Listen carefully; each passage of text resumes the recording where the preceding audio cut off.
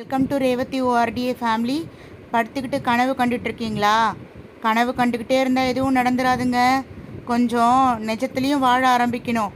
படுத்துக்கிட்டு social media பார்த்துக்கிட்டு, ஐயோ அவர்கிட்ட கார் இருக்குது, அவர்கிட்ட ஆப்பிள் ஐஃபோன் இருக்குது, இப்படியே நினச்சிக்கிட்டே உட்காந்துருந்தோன்னா நம்ம நினச்சிக்கிட்டே உட்காந்துருக்க வேண்டியது தான். நம்ம அதை நிஜமாக்குறதுக்கு நம்ம என்ன பண்ணணும்? முயற்சி செய்யணும், உழைக்கணும், தன்னம்பிக்கையோடு போராடணும்.